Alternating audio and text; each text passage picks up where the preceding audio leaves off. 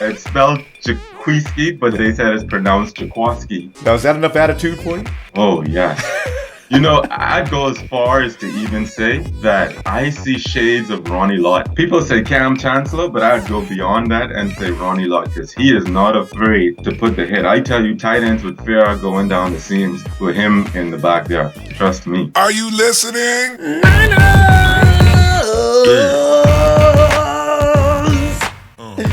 Yeah, I missed you too. Had to take a break after that climactic weekend of the draft. It's better than I did anyway, because like you, I was disappointed with the guys we didn't pick up as opposed to the ones we did pick up, because I like the guys we picked up. But now, I'm essentially in agreement with Trent's vision of the future and what elements are needed for the future success of this ball club moving forward. But more about that in just a bit. I want to talk a moment about Tom Brady and how his criminal existence is now linked to our beloved franchise. If you've been online in the NFL community lately, we may have been side by side battling with Brady fans about who is the GOAT. Since winning Super Bowl 49, Patriot fans are now crowning Tom Brady the GOAT after taking 14 years to achieve what Joe Montana was able to accomplish in 8 seasons. They completely negate the 2 losses and call it even, while elaborating on Brady's diluted playoff stats to be the deciding factor. We aren't talking about playoffs, Patriot fans. We're talking about winners of the ultimate test of a championship team. That is the Super Bowl. Because obviously, if you get to the Super Bowl, you made it through the playoffs. Now they add to that weak argument that Brady is to be praised for having made it to a 6th Super Bowl. Good for him! But the fact remains 4-0 Montana without a single INT versus Brady, who Eli Manning owns, is just a mathematical fact. Now, however, with Tom deflating balls against league regulations and lying and holding back his phone about it, the issue of integrity enters the mix. As members of the Red and Gold Empire, we can now relax with the fact that the Pats fans have just been derailed. However, with our own Colin Kaepernick coming to support Tom, as he did on Twitter this past Friday, and I got the tweet here, if you didn't catch it, no football in the world is going to help you win by 38. Let it go. Let Tom be great. On to the 2015 season. Okay. If indeed our very own Colin Kaepernick will accept and excuse Tom for the latest in the New England Gates, we will have to stop judging Tommy, let him be punished as he's going to be, and just let it go. Jokes are still acceptable though. Any and all jokes are just fine. Listen, let's get back to the draft. I've got a member of the 49er fam I want you to meet anyway. Let's go. Today, going to Halifax, Nova Scotia. This supports the fact that there's no such place as a place without a 49er fan. Welcome, Jade, to the land of Ninerville. Jade, what's up, man? How you doing, Ron? It's good to be here, man. Hey, it's so nice to meet you, man. I tell you, now, we were just making a joke a little while ago about Jade being all the way from the Bahamas into Canada, and I'm loving the fact that he's made the adjustment. Jade, and on that, I'd love to know, were you a supporter of the 49ers before you moved to Canada, or have you been in Canada so long that you were a child? I've been a 49er from birth, from playing Tecmo Super Bowl on Super Nintendo, that Steve Young to Jerry Rice combination, been it from birth. I love it, man. Yeah. Let's get right down to business. This is the most exciting time of the year for 49er fans, or all football fans for that matter. It's the draft. It is what assumes to be a determining factor for if you're going to win games in the future or not. What do you think was on Trent's mind? How did he approach this draft? Everybody's wondering. He came in with everybody's expectations to be for this kind of receiver. We wanted this kind of defensive back. We wanted this guy. We wanted this guy. What were you thinking? What did you think Trent was doing? Okay, to be honest, initially, I scratched my head because I thought, Arik Armstead, we're not going to go for him. He's just a distraction. But after the draft, I feel pretty confident. To be honest, I was still hurt that we didn't get Marcus Peters. And what made it feel even worse is that he was the pick directly after us. But but the thing is, I have to admit, Trent is definitely a man of his word. Because at the end of the season last year, he said, this is not going to be a rebuild situation. This is going to be a reload situation, which is confidence to me as a 49er fan, that he's displaying confidence that, I know we can win a Super Bowl with this team. And I like that. Even with the cornerbacks we drafted last year, they're going to come back healthier. Acker and Kenneth Reese. Reeser.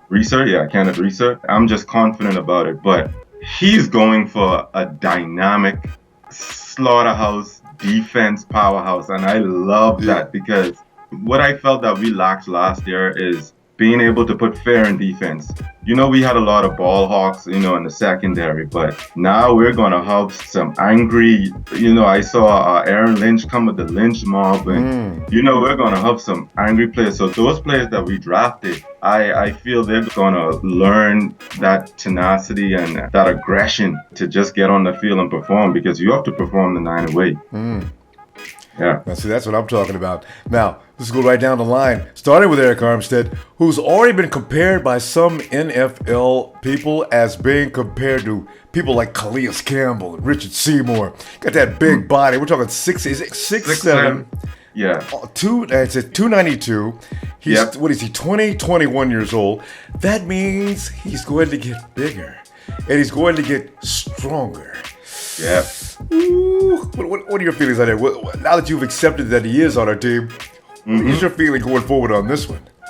I see potential, and one thing, you can almost tell a lot from a person when you look at them. I'm just hoping, my only hope is that he seems like a nice guy. He seems like a big, nice guy. Yeah. But I do not want that to translate on the field. I want him to be a different person from the field. I need him to be, angry. I think those boys going to toughen him up, and he's going to be a tremendous player. Darnell Dockett has already gave him a call. And can a man get meaner than Darnell Dockett? He'll learn. Come out there being a nice boy. It ain't going to last any amount of time, not even in practice. So that'll change. And you know where they'll get some advice from? That next pick, Jaquiski Tartt. It's spelled Jaquiski, but they said it's pronounced Jaquiski. Ah. Now, is that enough attitude for you? Oh, yes. I'd go as far as to even say that I see shades of Ronnie Lott in him. Yes. I see shade. People say Cam Chancellor, but I'd go beyond that and say Ronnie Lott, because he is not afraid to put the hit. I tell you, tight ends with fear going down the seams with him in the back there. Trust me. And you know who he had in mind, Trent, when he drafted this guy? He thought about Jimmy Graham. Jimmy Graham is about the most tender big man running down the field you're ever going to find. Can you see Tartt taking him down the field, dropping elbows into his ribs, getting all this? Because the refs can't see everything. And Graham hates that. It distorts him. And when he gets down the middle of the field, he's going to be screaming at the ref, throwing his arms up in the air. Ref ain't going to see anything. And Tartt will be saying, when you come back down here, it's going to be the same thing. Oh, yeah. That's the thing. That's what the Seahawks actually used to do to Jimmy Graham, give him those little concussions and stuff like that whenever they played. He can't take those hits, and that's what I'm talking about. We need a defense to strike fair again in the NFL, like how we had Dante Whitner and, of course, Patrick Willis, Navarro Bowman. Those boys hit, and I think that's what we were missing last year. Somebody to lay that boom. And Trent knew this. That's why we went after guys like Tartt. And even the next picks, Eli Harold. That's a man that is quick off the snap. He's in the backfield in seconds. What are your feelings on Eli? Okay, with Eli, actually, I think it's a toss-up between him and Tartt. I feel are going to make the biggest impact right off the gate. That is, this season's impact. Eli Harold, man, he's tremendous stature, nice build. He's Aldon Smith incarnate. So it's like you're going to always have Aldon Smith on the field. And, Aldon Smith is going to train him and do all the, teach him and give him all the tools he needs. One thing I see with him too, if I'll be honest, is that he seems to be another nice guy. You think so? Yeah, I kind of see it that he's a nice guy, but it's not as severe as Arik Armstead. True. But he's going to be problems. He's Aldon Smith. Yeah. I like him too because one word that came with him in the draft, and people say it over and over and over, is steal. That's the word I love to hear when we get steals and steals and steals, especially on defense. You see, because the thing is, Aldon Smith is on a very interesting contract. It's all incentive-based for the most part. He comes from a low base salary, but the incentives could take it right up to a big dollar amount. Now, if he does not perform or something goes wrong next year, and if he does well this year, the offers from other teams around the NFL are going to be huge. Now, again, Trent, being the very intelligent guy that he is, when you got a guy like Eli, knowing when Aldon comes back and says, I can't stay unless you can match this figure, they just say, well, we'll just wish you the best of luck because they got Eli. And in fact, who's leaving this year most likely behind the little scandal that just took place? Ahmad Brooks. I got a feeling he's about to get squeezed out unless they can put him at the middle linebacker position. What do you think about that? Yeah, I was just about to say that I heard talks that he was supposedly going to drop some weight and move to the middle linebacker position. He's more athletic than people give him credit for. Yeah. If he could lose 20, 25 pounds, or maybe more, he can definitely fit that middle linebacker role. But he's obviously dealing with some off-field issues that I hope we can just get over and just focus. But that's another topic for another day. But it really is, because Jade, I got a feeling that some of these women are just, I don't believe all of them. I'm starting to think. Oh no, I think he's completely honest, because that's the same girl with Ray McDonald. I mean, it's obvious. How can you say that somebody is groping you if you're unconscious? I really believe that she's a Seahawks fan. I'm starting to believe that a Seahawks fan trying to get paid. Oh yeah, definitely. But if you could get Ahmad Brooks undivided attention and move him to middle linebacker, that's beautiful. Because if I could be honest, I'm a little about Will White. I think he'll do an all right job, but as in compared to a focused Ahmad Brooks, oh, no way. You're right. I agree with that, because the fact is, Will Hoyt was brought in for depth reasons anyway. He's probably not your starter if you have another starter. And Ahmad came into the league as an inside linebacker. He only moved to the outside because, like you say, he's got all that athletic ability. And the man runs on rage. Jade, he is your kind of player. Ahmad, I get a feeling Ahmad sleeps angry, man, before a night before a game or something. I told people we would have beat the Raiders that day had Ahmad Brooks been on the field, because the defense they just weren't playing. When I look at that game, trust me, I watched that game over and over and over again. I mean, I watch it too just to compare how Cap looks, more offense. But as I look on the defense too, we really gave up a lot of our defense didn't come to play that day. I mean, tight ends were getting open, receivers were open in the middle of the field, and we just weren't ready to play that day. But with him, if he could get his attitude straight and straighten up all the off the field stuff, oh man, he can definitely be a top 5 linebacker in the NFL. Easily. Let's look at one more player. Now, Deandre Smelter. What are your feelings about that? Listen, I think he's another steal, but people can't officially say steal because, of course, he has an ACL injury. But he's another incarnate of one of our own players, Anquan Bolden, right? And those big mitts. He has those mitts, right? But when he gets healthy, they're not sure if he's going to be able to play this season or not. But he's a future monster. To talk about him, I'd have to address our wide receiving core right now. I think, it's good to give Patton and Ellington a chance now or whatever, because fans been saying, let's give these guys a chance, X, Y, and Z. But when Smelter comes in, I'm telling you, he's going to be the highlight reel. Yeah, oh yeah. I hope. If he can stay healthy, I have 100% confidence in him. I understand he's very physical out there, a lot like Bolden, and that's the kind of receiver. Everybody loves that kind of receiver, especially if he's going to run those intermediate routes. I understand he's a great route runner, so this is going to be great to complement next to Torrey Smith, who's going to be taking the cap off of defenses and going downfield. And then if Ellington and Patton are involved, of course, and also we've got Simpson involved in the mix.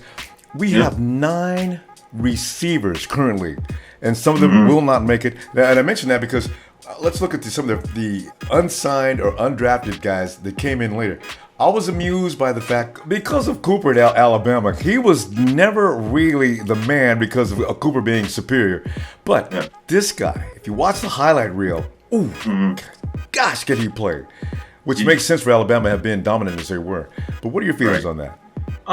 Whenever you're really opposite of a player like Amari Cooper, who's very dominant, I feel that and he's going to contribute very well. I think he's going to help our team get there with his, like you said, we already helped. We finally got the receiver to take the top off the defense. And even if you combine him with Smelter, because Smelter has underrated speed as well to take tops off defense. So now we can possibly have, I'd rather say, good intermediate route runners. And then you have Cap, who's another dual threat. Right now, we have no excuses. That's all. That's the only way I can put it. We have no excuses. Yeah. And what I don't understand is why we can't get much respect from league. And the evaluations have still been poor, but they're giving us an A to B minus, or B plus, should I say, as far as the lottery picks. So, as you say, we're going to see how that works out in just a little while. Now it's time for that prediction. In fact, we were talking about it now. How do you see us finishing? Are we going to the playoffs? Give me a prediction of the record and the playoff possibility. We're definitely going to go to the playoffs. The record, I would say we're going to go 12-4. You have to be at least the third person that made that prediction. I'm feeling it. Because I feel like we have a better team now. Yeah, our schedule is kind of harder, maybe the same as last year in terms of difficulty. But we were supposed to go 12-4 last year. We threw away 4 games. 1 to the Chargers, 1 to the Raiders, 1 to the Bears, and we were supposed to sweep the Cardinals. Did you mention San Diego? Yeah, Chargers, Raiders, Cardinals, we were supposed to beat on the Bears. And the Rams, that game on the 1 yard line, there was no reason. So I even forgot about that. We were supposed to win 5 games. Oh, man. So I feel we're going to sweep our division, except maybe we might split with Seattle. Yeah. You know, I'm going to give respect to Seattle. Have to. But I don't think the other teams in our division are going to win 1 game against us. I like that, Jade. Before you go, you cannot get away without the Niner yell. Jade, I'm going to count you down, man. 3, 2, 1. Niners!